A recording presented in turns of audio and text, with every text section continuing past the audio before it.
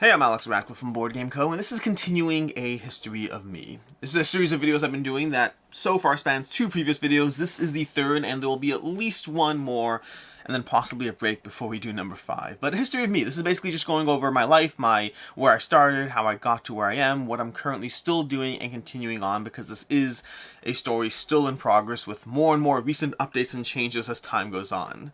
The first the first video in the series spanned the first 21 years of my life. It was a whole lot of information crammed into a fairly short time frame because it's 21 years of my life, and I don't remember most of the key moments. The second spanned the me being, I guess, 2011 or so when I got married to, 2010 when I got married, the end of 2010, but either way, from when I got married until, well, my first job and getting involved in board games and all of that. That's basically a 3 to 4 year span. This one's going to be around a 5-year span, taking us from 2014 to 2019, and it might be the shortest of these series so far because of the fact that even though it's 5 years, even though there's a lot that happened, I don't have a lot of this well cataloged in my memory of things that have happened. I have general tangents of stuff that are going on and moments here and there and key parts of my life, but there's a lot that happens in any given year and a lot that happened in these past 5 years, but I don't have it all firmly entrenched. But where we left off in 2014 is I had left my first real job from being married, my first long-term job, there for 3 years at a company, food and distribution company, in which I was the purchaser and programmer, and eventually parted ways. I had started BoardGameCo, the retail operation, and it had gone from being around 2014 or so is when it had gone from a hobby to a side hustle to turning it into an actual business and moving off to a warehouse. And this is where we start this particular series with 2 branching paths. There's 2 main storylines going on here. There's my job, my job that I took at that point, because around in 2014, we'll talk about it. There's a job I had, and then there's BoardGameCo, and those are the 2 main branching pathways, plus, of course, various life events along the way. To that end, I'm going to try to go somewhat sequentially and just touching upon different things as we go, starting off in 2014, which is where, as I said already, BoardGameCo moved from my basement, 1,500 games in my basement, packing them all up in a U-Haul and moving across the country to Charlotte, North Carolina. Not me moving, the warehouse moving, the games moving, the warehouse staying the same, the games moving from my basement to Charlotte, North Carolina, so they can go into an actual warehouse and continue to grow the business, because as it stood, my house did not have room for more games. We started growing the business there. We hired some people, we rented some space, we figured out what we needed to do to continue growing the business, and this is where BoardGameCo, the retail operation, turned into a real job, so to speak. It turned into a real operation in which I stopped making any money from it, and where it started just costing money, and fortunately not really losing money, but not really making money. The downside of turning something from a side hustle into a business, especially when you start paying accountants and employees and rental space and taxes and all these other things, is suddenly that extra money you're making every single month goes very quickly out the window, and that absolutely happened with BoardGameCo. We'll talk more about this as we go through it, but a recurring trend over the next few years is that we made no money. For the most part, we did not lose. Occasionally I had to write a check to the company, but then I'd be able to run a sale and pay myself back. Over the next several years, we didn't really make money, we didn't really lose money, we just kept growing. Growing is good, it just doesn't pay the bills, and I'm putting hours and hours into this company every single day. But we moved to that warehouse. We got things settled. We started continuing the operation. Not a lot of larger changes to the operation and more, but just the positional aspect of being in my basement versus being in a warehouse, learning how to deal and implement new systems, because at the end of the day, the things I did that worked well for me at home in my basement are a very different operation when you're trying to communicate with employees who are hundreds of miles away, who are doing their own thing, and who don't have your oversight to try to ensure degrees of quality, degrees of how things should be run, even just basic things such as knowing the games the way I did. I've been involved in the hobby very, very heavily, and I know games in a way that they don't. And this has, over the years, resulted in many, many issues of things that you wouldn't necessarily expect to be issues, but they are. The difference between 2 games that have similar names but are different. The difference between getting in a copy of a game and mismatching what's the expansion and what's the base game. There are so many differences and quality concern things that it takes a long time to get those systems up to check and running. Meanwhile, while all this was happening, in late 2014, I took a new job. I left my last job around, I want to say June 2014, somewhere in that range. And around August 2014 is where I took a new job working for a website development company. We worked with a software called Magento, in which Magento's an e-commerce software that helps people sell things online. And we would help other companies build Magento sites or maintain their Magento sites. And in that company, I took on the role as a client advocate, which is basically their fancy name for being a project manager. I'd help other people run their projects. Hey, this is why you're coming to us. These are the features you want. These are the things you're looking for. And I'm going to help manage your projects along the way. I took the role because, well, first of all, I needed a job. I was out of a job, and as I said already, BoardGameCo, while it previously had been bringing in side income that was helpful, that side income went to zero, and it wasn't enough even if I had stayed at the same amount. And so I did need money. Paying the bills does help. It makes sure that, you have food on your table and a house over your head, and so I needed a job, but also because I thought it was an interesting opportunity. As a friend of mine offered me the job. A friend of mine had just started this company. It was a startup, and it seemed like an interesting opportunity doing interesting things, and I was wrong. Not about the larger company, but about my role within that company. I didn't like being a project manager. I didn't like being a client managing a specific singular project, trying to take on somebody else's needs and concerns, and trying to be the middleman between them and the development team trying to figure that out. It basically meant you got it from all sides. You had clients upset at you for things not working well. You had the development team upset at you for clients' unrealistic expectations. You had people on both sides just being frustrated with not getting what they wanted out of a system. And while both sides also were understanding, it just meant that most of my job involved making no one happy. Most of the time. Sometimes you make people happy, but most of the time you made no one happy, and it wasn't a job that I really enjoyed. And I had it from late 2014 all the way through 2015, and I just didn't really enjoy it. I liked the people at the company.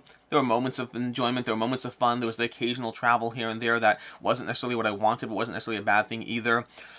Around this time in 2015, we also had our third kid. We had two kids at this point. I don't know which ones I've talked about in prior videos, but we had Ricky, who you've seen on the channel, or you may or may not have seen on the channel. We had Ricky in 2011. We had Yoda, Yakov Daniil, in 2013, and in 2015 we had our third child. You've seen him here and there in the occasional unboxing, usually Come On unboxings, because he likes that company, he likes those games, he gets it from his father. But he's Tavi, and he was born in 2015, and it was around this time that we had our third kid, and I had been at my new job for less than a year, don't know exactly, whatever it was, and well, 5-6 months, I guess, whatever it was. But it was nice to have a third kid again. It was nice to have a third kid. We can only have a third kid once. You can't have a third kid again.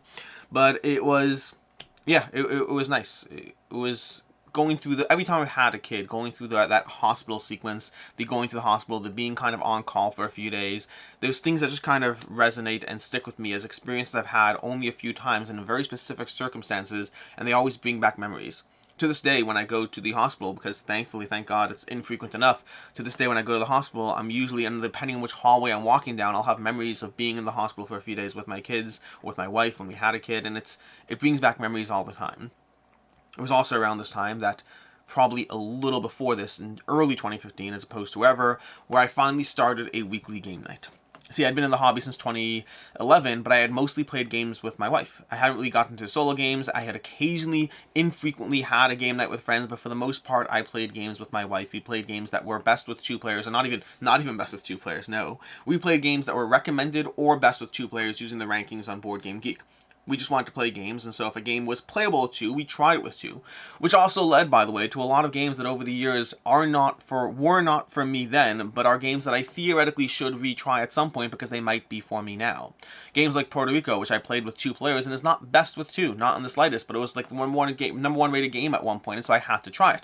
And so I tried it with two, which meant I played it in a subpar way, but that at the time, playing games in a subpar way was something I was willing to do just for the sake of playing certain games. But it also means that I walk in with opinions of certain games that I never really gave a fair shot because of that aspect. And so we had the infrequent game night from 2011 to 2014, through those 3 years, we had the infrequent game night here and there. We didn't really start a regular game group. It was I want to say it was in 2015, maybe it was 2014, where we started a weekly game night on a regular recurring basis, and we stopped being like, hey, it's been 4.5 months since the last time we played a game with more than two people. What do we want to do here? And it started being, you know what? Every single Thursday night is game night. Period. I don't care why, I don't care how, I don't care who. Every single Thursday night is game night. I'm happy to adjust the location based on people's needs, but it is happening. If no one confirms, that's fine, no one confirms, but there's game night happening every single week, and it's amazing how much more frequently a game night will happen when you stop dawdling around and trying to communicate about this and when's that good for you, when's this good for you, how about this, how about that. If you just say, here's what's happening, here's when it's happening, here's how it's happening. If you want to show up, let me know. If you don't, that's totally fine. Between 2014, 2015, whenever this game night started, up until, and through, well, not through we'll get to, but up until COVID happened, we had a game night every single week for years. For 5 years, every single week we had a game night. This lasted consistently. There was an occasional miss. If I was out of town or something happened, I would say maybe we missed 2 or 3 times a year. A game night just managed to happen. Sometimes there were 2 of us, sometimes there were 5 of us, sometimes there were 8 of us.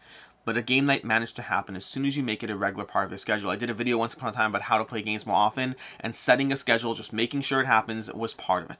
Just make it part of your routine. Just make it something people know they can go to, and it's more likely to happen. If you keep waiting for the perfect time will happen a few times a year as opposed to every single week. I made a lot of friends for that game night. People who I'm still friends with today, people who still come to this day. It's been something that I'm very grateful for, and there are relationships. It was both people who I was already friends with, as well as an opportunity to meet new people who I wouldn't have otherwise met, and for all of those people, I'm grateful to them. In 2016, change is happening on both fronts. BoardGameCo is still struggling. BoardGameCo is still doing fine, running the occasional sale, trying to figure out what we can do to actually make money. I think in 2015, we didn't even really have I'm trying to remember the exact time frame. When we moved to the warehouse in 2014, we still didn't have a website. I want to say around 2015 was where we started actually properly selling online, somewhere in that range. It might even have been 2016, but I think it was 2015. At the time, we were running all our sales through Board Game Geek auctions. When we needed to make money, we'd run an auction on Board Game Geek. We had occasional listings on the Board Game Geek marketplace. There was a lot of automation that still wasn't in place. I code, and a lot of the systems we had for BoardGameCo were coded, but a lot of things just weren't done yet and weren't done for a long time. In 2016, we were still struggling. The numbers were always on the up. We were getting more trades, more sales. Everything was going up, but our expenses were going up with them. We were growing as a company without seeing a dime in revenue in terms of, well, dime in revenue, yes, a dime in profit, not so much. And the whole 2016 was a continued struggle of me getting free games. That's something that's continued over the next several years. If I wanted games, I shipped myself a box from the warehouse. That was nice. So I had free games over the next years, which is nice. It's not something I take lightly. It's also not worth the hours and hours and hours I was putting in every single day. Getting a box of free games once a month because you put in, 80 hours that month working is not the bestest return.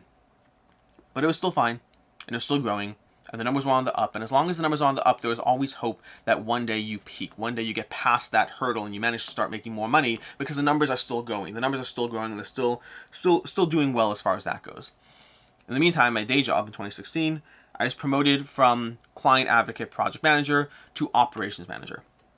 Promoted is a loose term. What I really mean is that I was growing so dissatisfied with my job that we started discussing an exit plan about me not being happy, not feeling like what I was doing was providing enough value, and that it felt, like I said already, about being the middleman in between things. At my job, and I was also building systems. One of the things I've always done, well, not always done, since my first job at the food and distribution warehouse where I learned to code, one of the things I used with that knowledge, I used it towards BoardGameCo, towards building out these systems we use, as well as I used it at my job at this Magento development agency. I used it there as well in order to build some systems on the back end that would help us manage things in different ways. And those systems are great. But at the end of the day, I was still trying to half juggle build new systems while being someone who was caught between different warring fronts of, again, clients and development, while we as a company were still growing and figuring out our infrastructure, and we just didn't have these systems and tools in place, or even the people for that matter. We had gone through a lot of turbulent times of trying to just help the company survive. It was a startup, and so there were a lot of hard times we just tried to stay on top of things and just tried to help everything grow. And that did mean, though, at a certain point that I was just becoming less and less happy with my job as things were more and more stressful. And so I started talking with my boss about the nature of me being dissatisfied about potentially finding an exit plan. And he, thankfully, and I'm grateful for this, didn't want to lose me, and so we started discussing, instead of an exit plan, a transition. A slow transition as I continued to manage my current clients, but didn't take on new ones, and transition to operations manager, which is something I had been kind of anyways dabbling in. The idea of building systems, of being responsible for back-end tools, of trying to improve the company's operations, and not just have a one-to-one relationship with the clients instead. And that was happening throughout 2016. I don't have a lot of more exciting notes of 2016. 2016, I'm sure things happened. I remember different incidents. I remember pranking one of our coworkers at one point. This is one of those things where he was always, for some reason, a little neurotic about the idea that he would just miss things and that the things would be said and he would miss the announcement. And so I remember one time my boss decided to play into this by basically having him hop on a call with our regular development team, and the guy being like, "Hey, aren't you off at Six Flags with the rest of the crew?" And he's like, "What are you talking about?" And then we'd fake call from Six Flags. We had a Photoshop photo like taken care of with all of us there at the entrance. Basically a giant prank where we pretended that he had missed the company memo that we were all going to Six Flags, and it was funny. But it was more funny to me. There's a lot of these things during these years that are funny things to me or memories to me, specific incidents. I mean, I guess this entire series is that. But yes, life went on. Across a year-long period, friendships are made, people are discovered, lots of things happen in different ways, but none of them really quite as relevant to the larger picture of the history of where I am and how I got here. And so we'll skip to 2017, where BoardGameCo is still struggling. The numbers are still up, but the profit is still nothing. Nothing. Like, again, from 2014 all the way through 2018, I shouldn't say 2014. 2014 when I was in my house, we were still fine. But from 2015 through 2018, that 4-year period-ish, 4-year plus, I didn't take a cent out of the company. I couldn't. There were no cents to take. Any cents I took were just repayments of me writing the company a check to get us through a tougher period. At any given point, we had like $1,500 in our bank account, and if things dipped a little low, I'd write ourselves a check, and then I'd pay myself back when I could, and I managed to keep that floating, but never took a cent out of the company. Not never. For those 4 years, did not take a cent out of the company. But again, numbers are still up.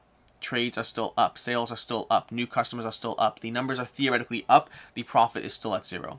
Meanwhile, back at my day job, I'm continuing to grow and rehaul the systems. I'm adding new systems in place. I completely replaced our invoicing system because our invoicing system that we had was complete garbage. It was just small Excel sheets of just barely covering the information the clients wanted to see. And so I rehaul the system. Meanwhile, during this time frame, I also get an opportunity for another job. Another job that offers a decent paycheck, decent pay bump, around 20% pay bump, and I go through several rounds of interviews debating the fact that I like my job where I am now. I like the opportunity to grow, I like the opportunity to build, and there's always a fear of the unknown. There's always an aspect of, okay, great, I could take this I could take this job with this pay hike and see what it does for me, but also, what if it's not the same opportunity? What if it doesn't give me the tools or the options to actually grow? It is for a larger company. That larger companies sometimes mean more restrictions or more set in the ways or less growth opportunity. And so eventually, after much deliberation, I finally decide not to pursue that opportunity, which at the time I'm unsure about. And then several years later, I'm very happy I made that choice. As my job continues to grow and as my pay continues to grow at my job and the opportunities and my happiness at my job continue to grow, over the next year or two, I become more and more certain that I made the right choice, even though in the moment I'm very, very, very uncertain. 2018 comes by. Again, not a lot of changes here. 2018 comes by, and at this point, I'm ready to close up BoardGameCo. It has not been profitable for years now. It has not written me a paycheck for years now. And again, every single day, I'm putting hours of my time, my free time, go into this company that is doing nothing but sending me a box of board games when I want a box of board games. That's not nothing. It's just not worth the time I'm putting into it, not even remotely close to it. And so at this point, I talked to my partner. I have a partner that I took on when I moved to North Carolina, to Charlotte. I took on a partner at the time, and I talked to him and say, hey, you know what? It's been too long now. It's been way too long, and it's time to close up BoardGameCo if we're not profitable by the end of 2018. And he agrees. He's not happy about it, but he agrees. At the end of the day, there's only so much time you can put into something without seeing a return before you have to close it up, and we've hit that time. We've hit that number by now because it's been too long. Now, the upside of this is that along the way, BoardGameCo has always been a side thing. That has always continued. It has always been not my main focus. It has always been something that I like spending time on, and I like trying to grow, but it's not my main focus. But it does mean that many things that I have pushed off doing, the fact that our website sucked, like royally sucked. It would take you like 10 seconds to open a product page, and at that point, someone just clicked away and gone to Amazon and bought it instead. We haven't really done any real marketing. Our marketing is all just whatever happens to happen through natural SEO and the fact that people know us from Board Game Geek to a degree, but we've never done any real advertisement, no Facebook ads, no Google ads, none of that stuff, and we just haven't really tried to grow it. We don't really have a mailing list platform at all. We're doing nothing with the emails we have in our system, nothing in terms of trying to incentivize people to buy. We're just not really trying hard enough. Things that we all wanted to do all along the way, but it's a question of bandwidth and time and opportunity. And at the prospect of closing up something that I've been doing since 2012 as a side hustle and since 2014 as a full-on thing, I decided to start executing on these things a little bit more vigorously. And so I redo our website. on Shopify, not Magento, because Magento is for larger scale platforms and we're not that. But I start learning Shopify, figuring out what I need to do, and building a new Shopify website that I put everything together and figure out all the backend stuff and connect the tools to our essential system so we can load the inventory and do all these things over here. I start working with mailing lists. Well, that's not entirely true. Once the website is up and running, I'm not really wasting my time on mailing lists or advertisements to send people to our old site. Our old site is garbage. But once the new site is finally up, mid 2018, I start trying to spend money on advertising, on Google ads, on Facebook ads, and working on a mailing list and paying into a software to start trying to actually get people to buy. And 2018 is the first time in years that I'm able to finally write myself a check. Towards the end of 2018, we're starting to be profitable. We're finally starting to see the sales we needed to see, and we're starting to see the growth that we needed to see, that we've escalated past that point, and we actually have a real degree of traction. And finally, again, 2018, the second half of 2018, I don't remember exactly when, but I finally start writing myself a monthly check. To be clear, still not worth the time I put in, but $500 a month is definitely something when you've previously been operating on zero. What is that? $500 at 80 hours a month. I'm putting in roughly 80 hours a month at any given point. So that's the equivalent of 80 hours for $500 is 40 hours for $250. It sounds right? 40 hours for $250, 20 hours for $125, 10 hours for $62.50. That's $6 an hour. It's better than I was getting before. But I'll take the $6 an hour plus the box of free games. At least it's something, and at least it gives me a degree of hope and promise for where the company is going and headed towards. Meanwhile, over at my job, my other job, I get promoted to COO, to Chief Operations Officer.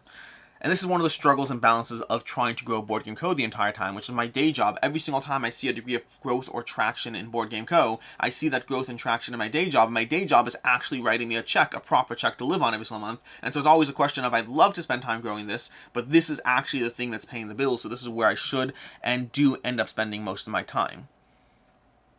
COO doesn't have a lot of changes to what I do. It changes a bit in terms of the responsibility, but overall, I'm just doing the same things, growing more systems, being more on top of our invoicing systems, our CRMs, our every single piece of software using in the company. I'm being more involved with those transitionally while still building things on my end and or choosing other softwares to utilize, and generally just building out the operations at the company as the company continues to grow, and that company is seeing a whole lot more growth than we are. Again, also a startup. Both of us started in 2014, technically speaking, and then both of us one of us saw small degrees of incremental growth every single year, and the other saw a whole lot of growth as it continued to be. I mean, at this point, this company is like my company at this point. BoardGameCo has like maybe 3 employees, something like that. This other one has around 30 at this point in time, and doing significantly better. Meanwhile, in my personal life, we finally moved. We had at this point 3 children, and we were crammed in space to a degree in the house we were at. It's a fairly small house, and we moved down the block. Down the block, by down the block I mean 3 doors down the block. We liked where we were, we just wanted a bigger house. So it was a house that had an extra bedroom and an extra back room down the block, and so we moved. Literally didn't buy a moving truck, anything else, whatever. We hired a few movers, and we just spent a day and a half walking things 3 doors down. Had a few dollies or whatnot to help us bring things. It was one of the most interesting moves I had, but I haven't moved that often, but it was the most interesting move I've ever had. But it was an easy one comparatively speaking, and it just resulted in moving 3 doors down. Also in 2018, in less insightful, less interesting news, I started logging plays. I finally started logging plays using BG Stats, and this is something that I enjoyed the process of logging plays. I believe I held off actually because BG Stats was only on Android for a long time, and I wanted to be able to do it it was only an iPhone for a long time, and I have an Android. And so once it became available for Android, I got it, I started logging plays, and since then, year over year, 2018, 2019, 2020, 2021, every single year I've seen an increase in the number of plays I actually play and or log. 2022 is the first time where it might stabilize. 2022 is currently on track to be right around 2021, which means I'll need a burst of a whole lot of plays before the year is up. If I do that, will be great. If not, then nothing. I mean, at this point, I'm currently at like 1,200 plays a year, so if I don't exceed that, I think I'm fine. It would be nice to exceed that, though. I do like one of the reasons I like logging plays. It's a challenge to myself. It's a challenge to play more games, to be more on top, to get those 10x10 challenges, to play games more times. I like playing games, and I never regretted time spent playing games, or rarely regret time spent playing games. 2019 comes along. In 2019, BoardGameCo continues to see more profitability. At this point, my monthly check is moving up from like $500 to around $1,000. Again, that's basically $6 an hour to $12 an hour, but I'll take it. I'll still take it. At this point, we're moving past minimum wage and we're into like, hey, I get to be involved in board games and actually get a roughly minimum wage paycheck for what I'm doing. The company's continuing to grow. The website is continuing to take off. We're continuing to see year-over-year growth. And at this point, it's starting to give me finally hope that BoardGameCo has hit that point where it's able to actually grow as a company, as opposed to be the thing that's just holding me back.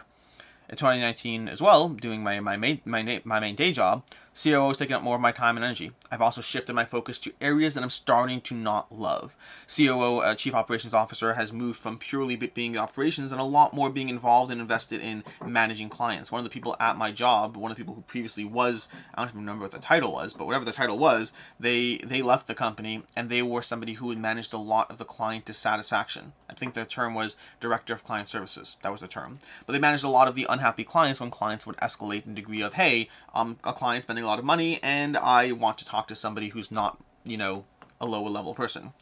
And he spent a lot of time managing that. And that became my thing instead. And I don't love that. I happen to think that I'm pretty decent at it. Decent, I'm not going to say amazing. But I think I'm decent at being involved with clients and trying to make them feel better or deal with their concerns as they happen. But it goes back to that idea of being involved with people who aren't happy. A common trend in anything I've ever done is I don't love making people unhappy, and I don't love being near or next to or involved with people who are unhappy. I like when people are happy. It's one of the things I like about board games. I like when people are happy. I like being able to make people happy. And one of the things that's always hard, even within YouTube, even within content creation, or within BoardGameCo, if I'd send someone a damaged game or anything, I don't love any aspect in which I'm making someone unhappy. And while I recognize that it will always be a part of life, the more minimal it is, the better. And being involved in this, back in the cycle of dealing with people when they're escalating a problem and they're unhappy, isn't the best move for me at my day job. But it's fine. I'm still doing things I like. I'm still being involved in operations. I'm still building tools and systems, and all of that's going well. Meanwhile, over at BoardGameCo, in 2019, we're currently about to be in the process of being about to move warehouses. And that's not fun. The warehouse we rent from, we don't own a warehouse, but the warehouse we rent space from, they're moving to an entirely new location, and that unfortunately has significant impacts on me that I didn't sign up for, but they are what they are, and we can continue working with them, and we do, and that also means that we have to deal with the process of basically shutting down our operations for like a month and a half while we just move everything down, or bare minimum shutting down like to whatever degree. It was painful. It was really painful, and while you're dealing with that loss of income, we're also spending $15,000 on new shelving, which is not fun. Again, depending on the size of the business, $15,000 is chump change, but for us, where we were, $15,000 is a lot of money that I can't afford, and trying to figure out how and where to do this and just make it work, and it's a lot. It's a lot going on. It's not bad, though, because BoardGameCo is finally profitable. I can justify it because it's finally profitable. I can sit there and say, you know what, we'll do this. In more eventful news, for myself at least, in 2019, we have our fourth and currently our last child. This one's Rafiki. You may or may not have ever heard his name on camera. He's been in an occasional video as he usually sneaks downstairs when I'm not expecting it. We usually have a gate and or another parent in the house. Sometimes I film videos when the gate's not up, or even if the gate's up, or if we just don't have another person in the house, we'll get interrupted. And so occasionally in the odd unboxing or weekend review, you'll see a child sneak down here. I think the most recent one is if you watch my Guards of Atlantis 2 unboxing. Definitely had a guest visitor in that one. But that's Rafiki. His name's not actually Rafiki. His name is Referral Yecheskel, or in English it's maybe Raphael Ezekiel. And the Raphael and the Ezekiel and the fact that he was also born on the day that the new Lion King movie, the live-action Lion King movie came out the day he was born, so we started calling him Rafiki. Or I should say, I call him Rafiki. Most other people don't. Most people call him Rafi. But I like Rafiki, and he responds to it. When I ask him all the time, what do you prefer? He always says Rafiki. So we'll see. We'll see if that changes. I'll stop calling him Rafiki when he doesn't want to be called Rafiki. In any case, but yeah, he's born in 2019. And again, back at the hospital, back to that cycle, back through doing all of that, and just... Again, in both facets of my life, my day job is doing well, but with starting to see the cracks of me doing things I don't love doing. BoardGameCo is doing well and growing in a way where it has not for a long time. And towards the end of 2019, maybe halfway through 2019, I start doing Instagram.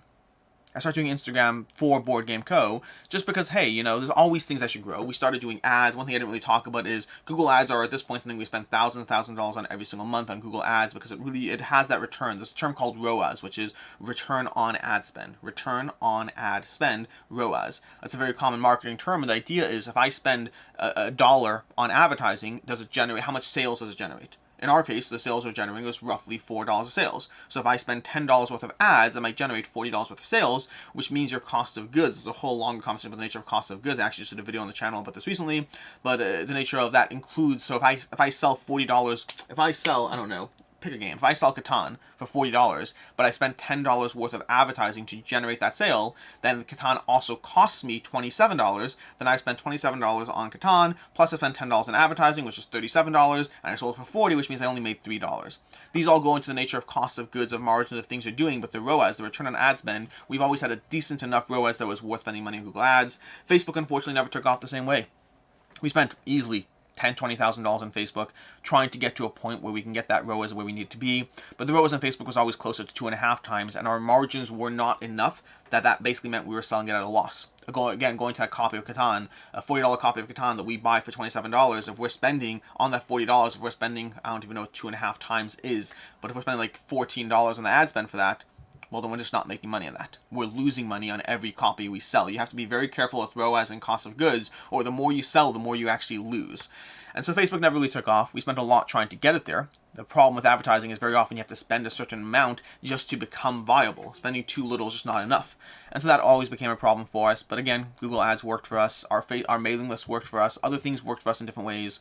And in 2019, I decided to get more involved in the socials. The social things that go on because, hey, you always hear that it's good to have a good social influence as a business. We have a Facebook page. I'm not that active in it. But I started to open up a Instagram account for BoardGameCo. And I started taking the occasional picture, trying to be more natural, but not trying to be like, here's a game to sell, but trying to be like, hey, here's a game I played, but tagged, always things like tagged where I can to the company website. And I do that for 4 or 5 months. I run the occasional contest, try to grow our following, get up to like 400 or 500 followers on Instagram, and that's all fine and good, but it's just not really worth the time, and I'm not enjoying it. And so at some point, later in 2019, around December of 2019, I decided that I want to continue experimenting with socials, but this time it's going to be a little different. This time I want to try experimenting with YouTube. And so in December 2019, for the first time, I uploaded a video to YouTube called Hello World, with the intent of continuing to help grow and spread BoardGameCo, and for YouTube to be a marketing opportunity for BoardGameCo. And that was the goal.